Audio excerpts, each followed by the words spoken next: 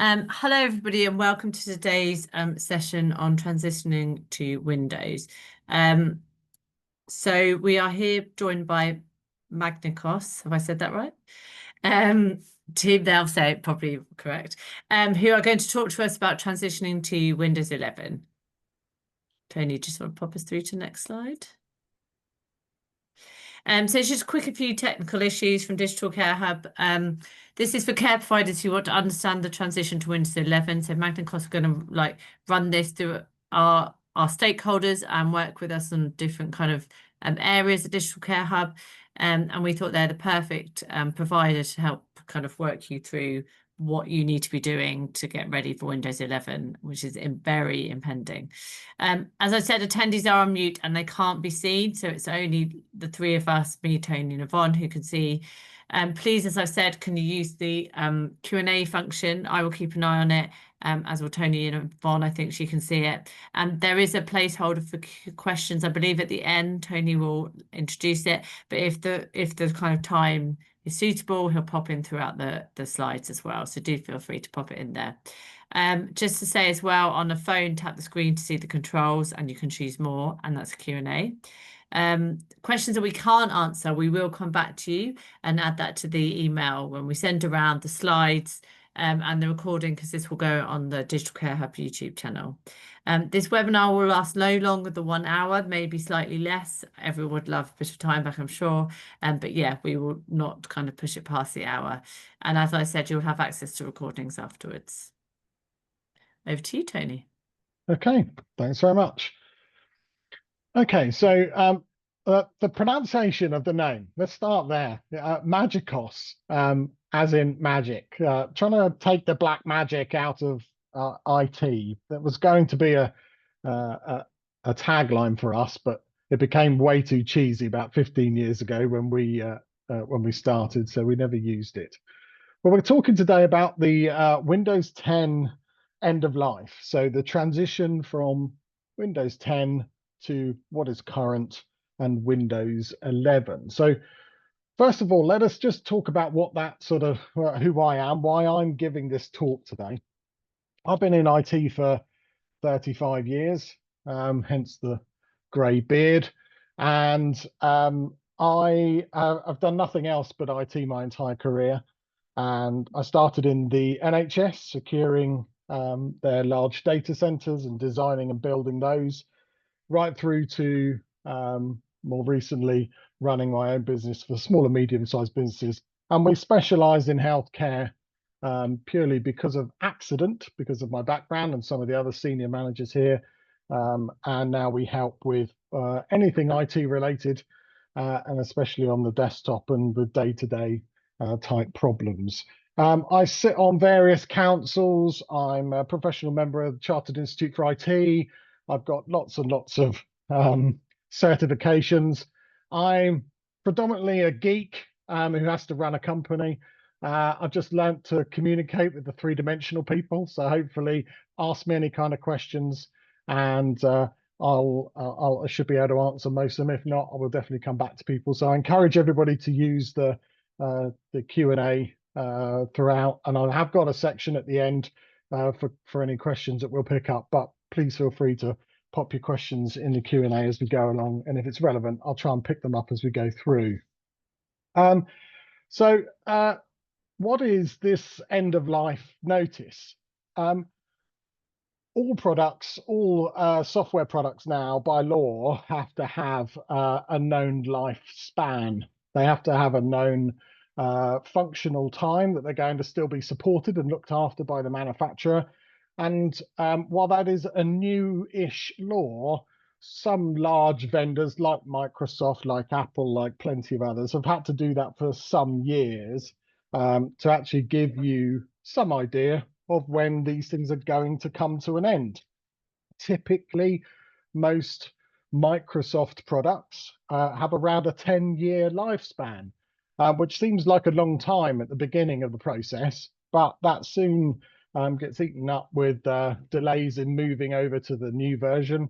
And Windows 11 now has been published for 4 years, so it's been available for 4 years already. So we're already 4 years into what is expected to be a 10-year lifespan up to 2031. But these end of life notices are something that we have to keep an eye on, because it's important that operating systems and software, especially in the world that we work in now, with cybercrime and the crooks out there trying to steal your data all the time, that things are kept up to date and they're kept safe. And so what end of life notices are is when something is not going to be updated any longer. So Windows 10 on the 14th of October will actually have that time come to fruition. So these are the sorts of notices we get from Microsoft. It's quite small, so we sort of highlighted in red there at the bottom. The Windows 10 Home and Pro versions all go end of life on the 14th of October 2025. And at the moment, Windows 11 Home and Pro don't have an end date yet. It just says in support, in case you can't read it there on the slide. But we are anticipating that it will be until at least 2031. But we get these notices all the time for various pieces of software. Everything you use on your desktop has these notices, and we have to make sure that we keep our customers safe from the threats that are out there. So that's the time frame that we're actually working to. It's quite tight now. We've been talking about transitioning from Windows 10 to 11 for some time now. Most of our clients have already moved. But nevertheless, it's still about 50-50 in terms of how many people are still using Windows 10 against those that are using Windows 11. It's only just crossing over. So there are still plenty of people on Windows 10 that will need to get to Windows 11 before the 14th of October. Now, your Windows 10 machine is not going to stop working on the 14th of October, but it does mean that after that date, no more software updates will be provided by Microsoft as they normally do on a monthly basis and applied to your system to keep them safe. So that's why that date is important. And we'll talk about why it's important as we go through some of the slides. So it's important because it's not going to be updated, but what does that actually mean in real terms? We need to let people know that that this is going to happen and what the time frame is. But what does it actually mean to everybody who's using Windows 10? So if your company has cyber insurance and cyber cover, then potentially, if you're not keeping up to date, then your cover might not be worth anything. They might say you're using software that's no longer supported, and therefore you can't claim against anything. You will have to make that declaration every time that you have your insurance. So that's potentially one reason. Obviously, anything that you're buying new, like printers or Wi-Fi or Amazon Alexa devices, cameras, anything that you're buying new will only really have drivers and work and be compatible with the newest lot of software. Those companies are not going to write their product software to be compatible with the older versions of software that are being switched off and no longer looked after. So if you are buying new equipment, you might find it difficult to get some of your older pieces of equipment or even newer pieces of equipment working with older operating systems. There's obviously some performance and some applications improvements in the background, and the feature list is endless. Microsoft are a very well-known marketing company that will tell you that the newest is better and faster and quicker and will save you days of work. But here, with reality hats on, Windows 10 and 11 is not vastly different. They've moved things, they've improved the UI, but there are some improvements that are certainly, along with AI and other improvements, will benefit you potentially going forward. I think the most important update and reason why this upgrade is important is to make sure that you're still compliant. Compliancy is not just a nice to have, it's UK law. We can get into trouble if we're not compliant. And the ICO state that you must be using a current and supported operating system, or it has to be isolated, which basically means it has to be disconnected from the internet. So in today's world, that's not very practical. No more emails, no more sending and receiving of files, no more connecting to any website. So that's clearly not something that is really operational, unless you're just producing letters and sending it to a printer. So the reasons to upgrade are quite important. Predominantly, it's about security. It's about keeping the data safe. So if there's no more updates and no more security that's being applied to your system, then going forwards, those vulnerabilities that are found won't be fixed. And the bad guys know that, and they will exploit them and potentially be able to get at your data easier and more straightforward. So this is a practical session. This is about how we get from A to B. The reason that we've just spoken about is solid and sound and a good reason to upgrade. But what do we actually have to do? How do we actually get from A to B? And there's plenty of things that you can do yourself, that you can look at your options and various ways to get you from Windows 10 to Windows 11. And the first thing is to try and determine and make a list of all the pieces of equipment that you actually are using. Okay, so you must have an audit of all your pieces of hardware. And if you have a piece of hardware, you must know what version of software it is running. Now, Windows 10 does look a little different to Windows 11, but it's all a bit superficial because these looks and feels and what Windows looks like to every individual can be changed, and you can tailor it, and you can even get software to make it look like older versions. So the differences that I'm going to describe are about the actual default settings that Windows 10 and 11 actually present to you. So Windows 10, first of all, the menu, it's on the left-hand side. Okay, it's centered, it's not in the middle, it's always on the left. You can, of course, move that menu in Windows 10, top, bottom, left, wherever you want it. But by default, the menu starts on the left-hand side. Okay, the start button is the other obvious visual clue. It's a trapezium. It looks like an offset sort of window. Okay, and in the image on the right-hand side of the screen, you can see that the Windows logo, the start button, okay, is a sort of offset square. So it's a trapezium. This is a dark theme. It could be a light theme of the same operating system, but typically left aligned with a trapezium button.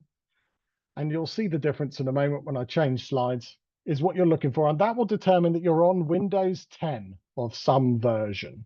Okay. So how does that differ from what Windows 11 looks like? Well, Windows 11, this is a light theme of Windows 11 by default. The menu and all the icons are now centered. Okay, so if you have a centered set of icons on a Windows machine, because it's very much like a Mac, then you'll notice that you're likely on Windows 11. If the start menu, when you press it, looks like the pop-up that's on the slide where it's all centered and not on the left-hand side, chances are you are on Windows 11. Now, you'll also notice the start button is pulled out because that is a contrast difference. The start button is now square. It's not an offset window shape, a trapezium. Okay, it's now a square flat icon. So again, visually, there's a few clues to show you what version you're on. So now you've made your list of all of your hardware, and now you can start to determine which ones are Windows 10, which ones are already potentially Windows 11. Now, that's visually, but we need to know definitively what version of Windows we're running. We can always check that in the system settings. Now, these slides, I think, are going to be shared with everybody afterwards, so don't necessarily have to go scribbling down all of these particular notes. But down the right-hand side here, I've just listed out the steps to find the System About page from the menu. So basically, if you start your menu, go to the Settings cog, you navigate to the Systems option, and then the About option. And if you scroll down the page just a little way, underneath your device specifications, you'll find Windows specifications. And in the very top line under the Windows specifications, it will list Windows 11 or 10 and what version, Home, Pro. There's a few other data center. There's a few other versions. And that is a useful thing to write down. So you've got a list of your hardware, and next to it, you'll write down which edition of Windows that you're actually using on that machine. Okay, so that you will definitely be able to find out, irrespective of any changes that have been made to the desktop or how it might look or how it might be laid out. This way, if you follow this few steps, you'll definitely know which version of Windows that you're actually using. So now we've got our list, and we've got our list of types of computer, types of operating system that we might be using. So we've now got that list, and we've determined that we've got some Windows 10 machines that need some attention. If they're all Windows 11, happy days, nothing left to do, potentially. I'll come to that at the end. But if you're all on Windows 10, or you've got a number of Windows 10 machines, what are our options? It's not a case necessarily just chucking everything out, because we have some other options that we might want to explore first. Of course, if your machine is relatively new, maybe 3 years old, then moving from Windows 10 to 11 might be just a case of clicking a button and Windows will update it for you. I would always advise that if you're going to do that, you might actually want to do a backup of the data first. We would, in IT, we always like a way back. We're very paranoid people. We've got to have a way back to our to a known working position. So we always back up the data before we do anything drastic as an operating system upgrade. But it might be just something as straightforward as that. At no cost, Microsoft are not charging for this upgrade. So you might well be able to take your machine from Windows 10 to 11. You might be able to upgrade a couple of the components. One of the components that often falls foul of Windows 10 to 11 upgrades is the hard drive. Okay, and I'll just move on to the next slide, which is the requirements needed.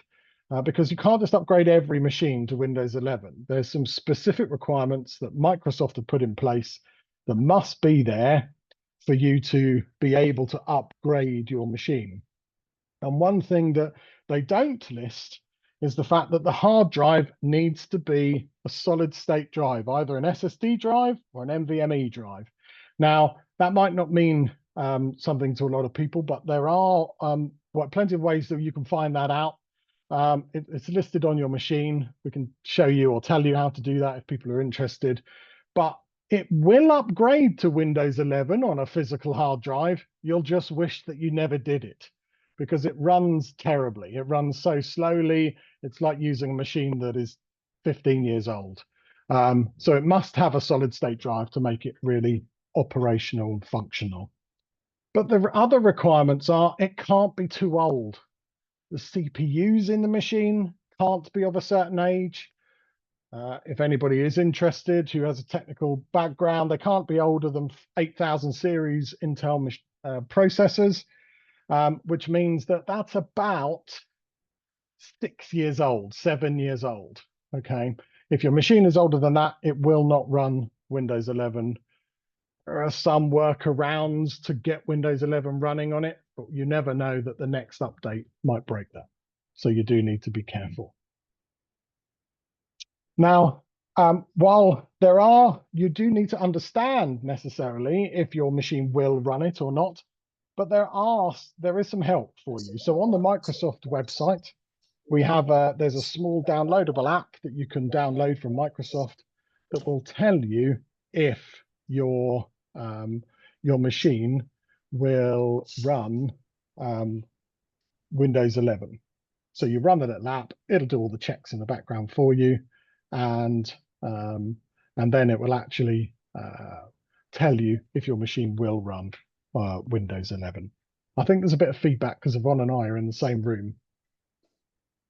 Might want to mute your mic. So that's how we determine what is, if your machine is able to accept a Windows 11 upgrade, either by making a change to it or just by upgrading the software. But there's always the option, if your machine is a little older, that you will have to replace your machine with a Windows 11 machine. Now, if your machine is probably around 4 or 5 years old, this is probably an option that you should take quite seriously, mostly because of compatibility with other pieces of software. Plus, if you are spending on any money on the machine, to replace a hard drive or something, it's probably not the best value to spend 150 pounds on a new hard drive when a new machine, a good chunk of that could have been put towards a new computer potentially.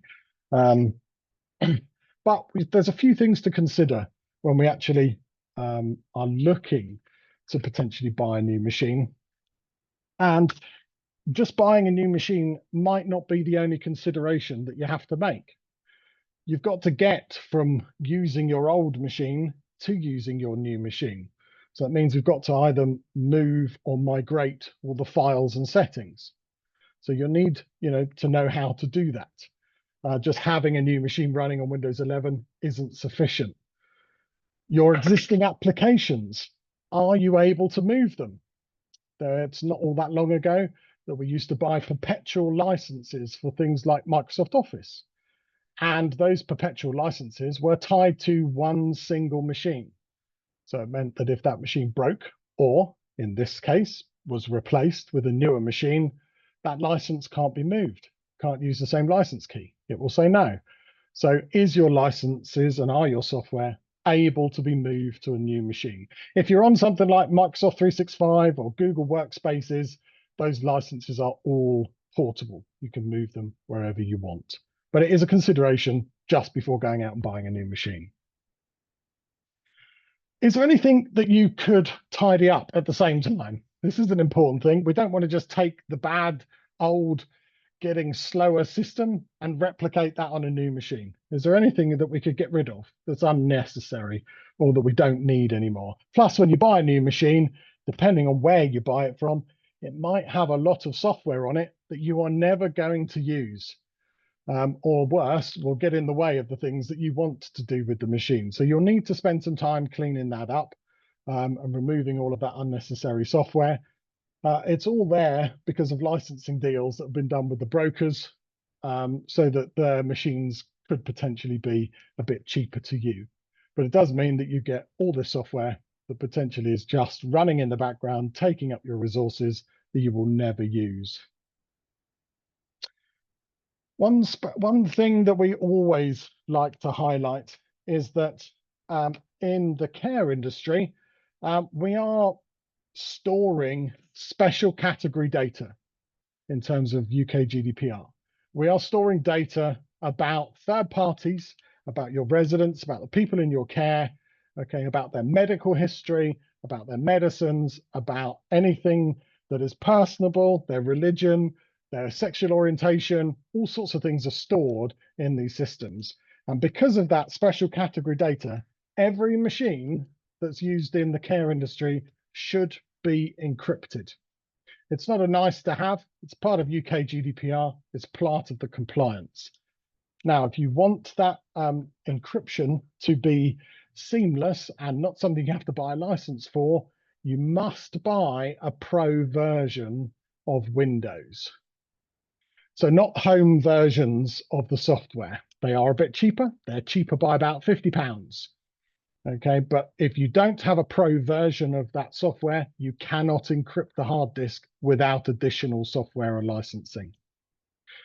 Now, if you can upgrade a Windows 11 home machine to a Windows 11 Pro machine, but guess how much that license costs?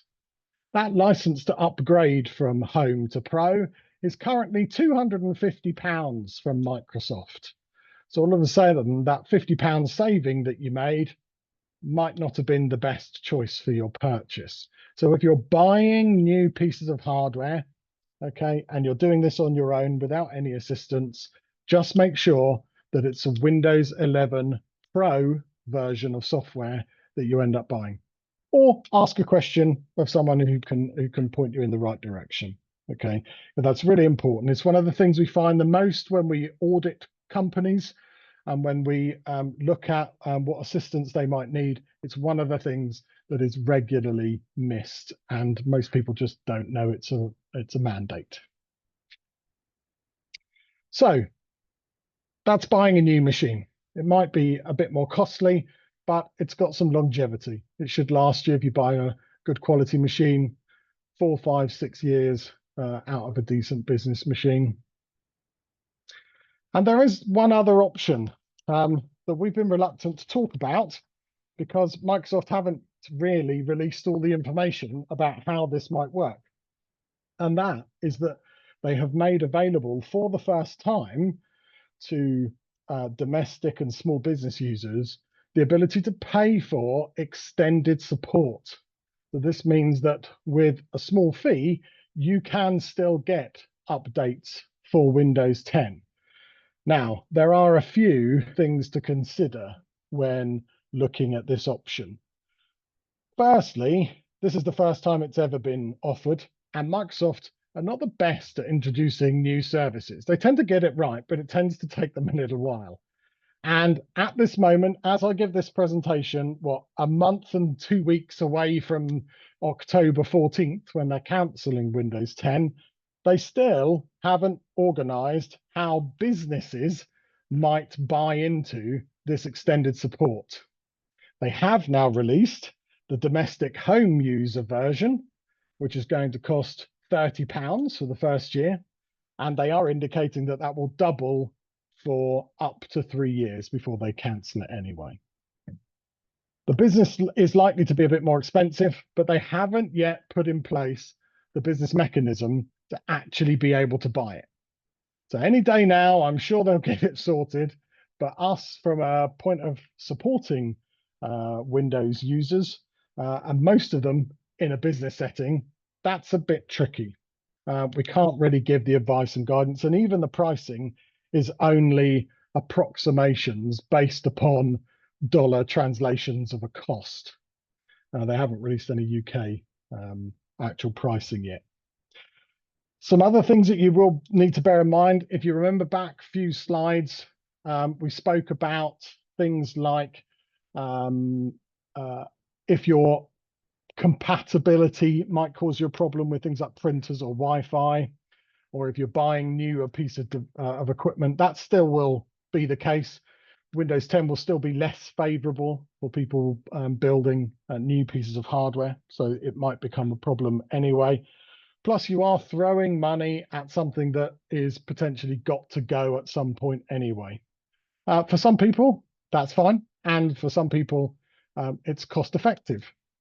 We have a couple of clients who have engraving machines that are running old versions of Windows. And while they only drive the engraving machines, we do need to have them online to get updates. So they're going to pay for extended support because the cost of upgrading those means that they'd have to throw away their engraving machines, and they're tens and tens of thousands of pounds each. So again, the £30 for a few more years is worth doing in that respect to keep them safe and secure. But there's one other caveat, that for the domestic home users, the £30 cost has one or two dubious conditions that Microsoft have thrown in there to try and tempt you down that route. The first of which is that if you are willing to send all your data to Microsoft, they call it opt into their backup solution, which just really means sync your data with the cloud. They're willing to waive your £30 fee to get hold of all your data. The problem is that there's no information about where that data's going. It's not in your control, it's in Microsoft's control. So we don't know where that's being stored. And by where, I mean in terms of GDPR. Is it going to be in Europe, in the UK, or in the US? I don't know if we'll have any control over where that might go. So we might be in breach of GDPR. We don't know who has access to that data and how secure it is at the other end. when you put your data in a Microsoft data center in the UK, and we're using a compliant Microsoft service, then we have lots of documentation and regulation about it meeting the right requirements. We don't know, they haven't made it clear where any of that data might go. So if it's just a home machine that you're just using at home, it's not business orientated, it's just used for students or your children, it might be fine to opt out of that if it's just photographs and a bit of coursework and things like that.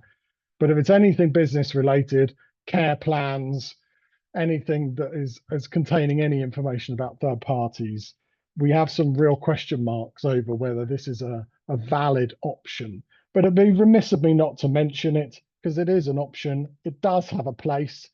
As I say, we have a couple of clients that are opting for it because of other considerations. But really, if you've got a machine that won't run Windows 11 or can't be made to run Windows 11, then spending money on this is just delaying the inevitable. So probably not the best, most cost-effective way of being able to keep your machines running a supported operating system. So far we've sort of explained what the issue is. So far we've explained how to find out if you're in need of doing anything. And then we've given you the sort of 4 real options of upgrading, physically upgrading, replacing, or going for extended support. So we'll summarize that, and I'll look at some of the questions as we've had a few questions coming in. But really, this is about a cycle of managing your Windows machines for your organization. And it's something that, of course, we do all the time, but most people are busy with their day jobs. And this often gets sort of missed.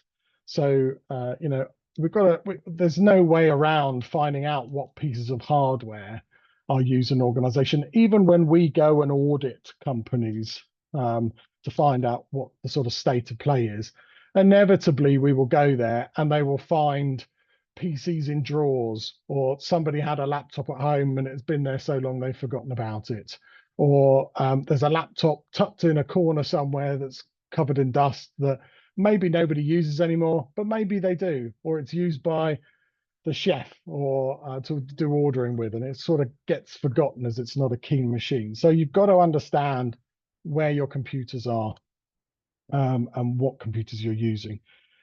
You've then got to determine, of course, which ones are running Windows 10, and then check if they are able to run Windows 11, either just by a push of a button or by a small upgrade. And then for the remaining computers, we've got to budget what we're going to do with them. Are we going to pay for extended support, or are we going to replace them? And don't forget, you might not need to replace like for like. So you might want to take a machine that is used by a junior member of staff just for training, and you're not going to build a brand new Windows 11 machine there. You might end up downgrading somebody else's machine to be used in that place. And then a manager or somebody who's using computer for their day-to-day work might have their machine replaced instead. So it's a good opportunity to move around pieces of equipment. A couple of pieces of advice. This has happened a few times in the past for upgrades. So if everybody leaves it until October, there's a couple of things that happen. Firstly, the demand that gets driven all at the same time pushes the price up. For the same piece of hardware, it would not be uncommon to pay £100, £150 more for a computer at peak times. And the end of the year is normally a peak time for hardware costs. So we typically don't encourage our customers to buy equipment November, December. This year, October, November, December would be a bad time to buy hardware because demand gets pushed up, and typically that means pushing the prices up. The other thing that happens, of course, is that if everybody comes to companies like us or needs some assistance to upgrade their machines, then that resource might not be available to you. Everyone needs to take a ticket and take their turn, and there just might not be enough help to get you from A to B. Perfectly fine if you have people that can do that yourself. Some of these recommendations are about you helping yourself, and they're about you being able to check out what you can do on your own. But if you do need help, then obviously there's only a limited amount of resource to go around. So if everybody calls on the same day, then we're going to have a bit of a problem. And the other thing that I haven't put on the slide, that is the critical factor, is after every single one of the big Windows 7, Windows 8, Windows XP, when those operating systems came to their end of life, there is a huge uplift in the amount of vulnerabilities that are found. And typically, there's a bit of a downshift in the amount of vulnerabilities are found just before.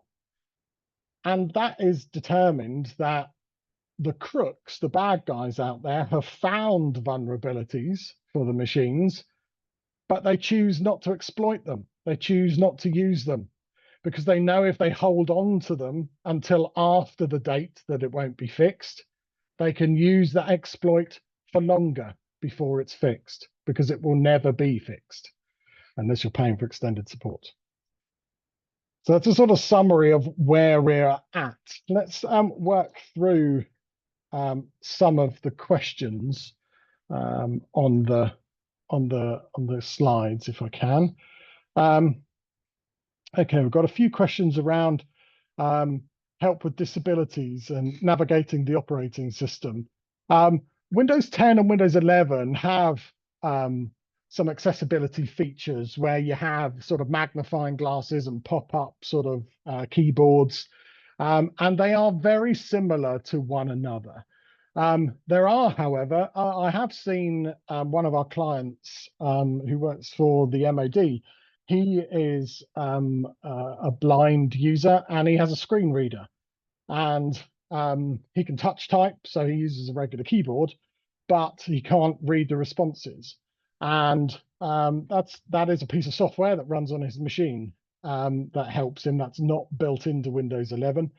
But there are some AI pieces of software coming out there to assist with accessibility features on operating systems, and Copilot is being built into Windows 11. You can buy now specific hardware with Windows 11 AI built in, so it's got an additional chip to take care of some of the overheads of the processing. And I think that'll be utilized more and more as we go down an AI route. Now, just a caveat about AI while I mention it. A lot of the free AI is very good, but you do have to bear in mind that anything that you ask it, any data you provide it, becomes part of the model. So be careful what you're submitting to AI. I have seen worst case scenario care plans being put in there to ask to be summarized, and they're putting it into free AI, which means that that data is now potentially part of the internet and part of that model. A lot of the paid for AI doesn't do that. It actually has caveats at the bottom of the screen saying anything you ask it or anything you submit to it is your own and kept private, and just the answers are generated by the AI. But yeah, just something to bear in mind. But I think AI will help a lot with disability features. But Microsoft are using it as a bit of a marketing tool to ask to sell the product, if you like, that it's better and faster and does more things. But I have yet to be convinced that it's very different from Windows 10. Let's have a quick look down there. Ease of access, similar. Windows 10 and 11 started as just really a bit of a skin update, just a look and feel update. They have been adding features to it to try and sell it as it goes down, as it gets longer, and it's been around a bit longer. But initially it just was a look and feel, and they've been moving some of the features from control panel, for example, into a settings menu, and that still continues every update. They've moved something else. But there isn't a great deal of difference other than that visual difference that you'll find on a day-to-day basis. Um, the average user, a very ordinary user, and sorry, that might exclude some disability users, but the average everyday user doesn't really interact too much with Windows 11 itself. There's some annoying things that you kind of get used to. So if you right click on a file and you want to copy something, copy's missing. It's now an icon. You have to learn that the icon, what it looks like. So copy paste or cut and paste or rename. They've got icons along the top of the options rather than the names in a list. You can switch some of these things off. I try and discourage most of my customers from turning it off, and I just would rather them have a little bit of pain for a few weeks while they get used to it, because you don't know that in the next update it'll get switched back on again. So inevitably, if you can switch those things off, it doesn't last. So we try not to make it look too much like the old version because we don't know how long it's going to last. But there are some minor differences, but it's mostly cosmetic. Third-party screen readers commonly use Windows 11, and how well are they supported? Windows 11 these days is I haven't really found much software, to be honest, that is incompatible with Windows 11. Most common software now, or popular software, I should say, more than common, is Windows 11 compatible. As I said earlier, it's about now 50-50 for Windows 10, Windows 11 users. So most people who want their software to continue to be used will still make sure that their software is compatible with the new Windows 11. It's only very specific software that I find still lagging, where something is written for a particular industry or a particular use case. We look after a couple of plumbing merchant, for example. Their software is very bespoke, very unique, and getting that compatible with Windows 11 has been a bit of a challenge from the people who write it, because they just don't have a mass market. So they don't have a big, rooms full of coders. So, but most common pieces of software haven't really had any compatibility issues recently with Windows 11. What else have we got here? We only have Windows 10 in our office, and we're planning to buy a replacement. What's the best way or app to do a backup and restore? Okay, so actually, to get your data from A to B, it depends on many things. But let's just talk about if you've just got a standalone machine. A hard drive, an external hard drive, and a copy and paste into that folder of your data, counting the number of files you had at the beginning. Windows can do that for you if you get properties of a folder, and checking that they're all there on the drive by doing a right-click properties. Again, will move your files. What we find more difficult, though, is the applications. Most people will struggle with things like setting up email or setting up file shares, that sort of thing. Connecting to Wi-Fi and those sorts of things are not. It's very similar to how it was done on Windows 10, and most people are quite familiar with connecting to Wi-Fi devices on their phones, or if they're in cafes or hotels and things. But there are some backup applications that are out there. If you want to use a specific backup application, I would recommend that most people have a backup facility anyway, an online, always on, secure backup facility. Do be careful. Do look at the price. Do look at how much data you can store in there. So you need to know where it's being stored, how it's being stored. Is it GDPR compatible? You don't want to be sending all your files over to China unknowingly, just because you picked a 25 quid backup piece of software. So you do need to just be careful and have a look at it. If you're ever stuck with that stuff, run it past your IT team, or run it past people in the know, or send us an email. We'll tell you if the piece of software is any good, or if you need any help with that, you can always ask us. We'll point you in the right direction. But generally, that manual stuff where you just take a copy of the data, get your new machine and copy it back over, it's perfectly okay to get you from A to B. It's a bit time consuming, but unfortunately, if you've got a lot of data, there's no easy way around that. There's no There is something on an Apple where you can sort of point one at another and press a button and it'll migrate all your data. We still don't recommend you use them because your machine has, been around for a number of years. It's got a piece of software on it you don't use anymore. It's got a whole bunch of settings on it you don't use anymore. Starting afresh will give you the best performance and longevity out of your machine. So we don't recommend some of those shortcuts to get you from A to B. Looking to buy a replacement. Let's quickly scan down here. How do you do a check if the computer can run Windows 11? Will the upgrade button be obvious in settings, for example? Sometimes they do put it in settings. So if you go to settings, system about, it will be at the top of the screen there. The same places that was listed on the slide, but further down the screen, it tells you what version of Windows you're using. Right at the top of that screen will tell you, they will sometimes put a blue button at the top to tell you if your machine is compatible. I will let Eleanor know. I'll provide her the link so where you can download the testing piece of software from Microsoft, so she can put that in the email that goes out, so that you can actually download that piece of software and run it. It's from Microsoft. It's from their own website, and it'll tell you if your machine will be compatible. Just remember, if you are doing that manually, though, it won't tell you that you don't have an SSD in it. It will just look at how much storage space you have. So that's just one other check that you'll need to do. If Microsoft say it is compatible, just check you've got a solid state disk in your machine, because you will regret not checking that if you do it before. How do you usually how long have I got? A few minutes. How do users quickly switch accessibility features on and off while working in Windows 11? There are some keyboard shortcuts for turning on and off some of the magnifying glass and the keyboard. You can turn them off permanently in settings so they don't pop up when you press shift too many times or something. But they've moved all of those features now into the settings menu.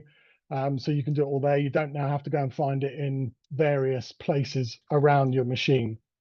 Do you have any advice for charities, companies that need to replace a large amount of laptops for Windows 11? Well, I guess the advice is still the same. We still need to know what your starting point is the really important bit, because you might not need to replace them all. Just because it's running Windows 10 doesn't mean you have to throw them out. There are options for continuing, as I said, with potentially staying on Windows 10. I guess, okay, this is not very helpful right now, but it's about getting the advice sooner rather than later. We were notifying our clients last October that come the new year, we were going to be moving everybody to Windows 11, and we started our planning. And so it's about getting the right advice at the right time. Most of our job in IT is not to surprise people with the invoice, but is actually to plan for it in advance so we know it's coming. That doesn't help you out starting, 6 weeks away, 8 weeks away from the deadline. But I would still start with that audit. You've got to know what your starting point is. You might not need to buy all new machines. Some of them might be able to run it. However, there are some other options out there. We could always lease machines if necessary. You don't need to buy them outright, or you can buy them over a period of time. There are companies that we can use to assist with those sorts of things. And equally, if you talk to people like us, sometimes we have some relationships with third parties. We're various partners of various companies, one of which being Dell. They have a charity pricing structure.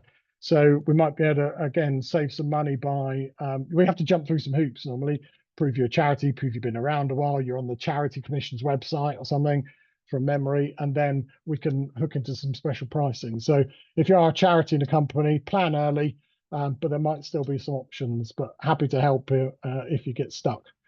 More observation, question, upgraded Windows 11 a couple weeks ago, chat see. A little slow when you click on things, almost like some sort of lag. Is that common?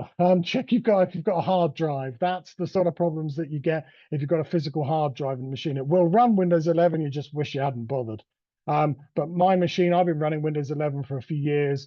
I don't have any real issues. All the new machines that we buy in run Windows 11 no differently to Windows 12, but they all do have solid state drives or SSD drives, and that's probably the most common thing to trip over rather than whether it can run Windows 11.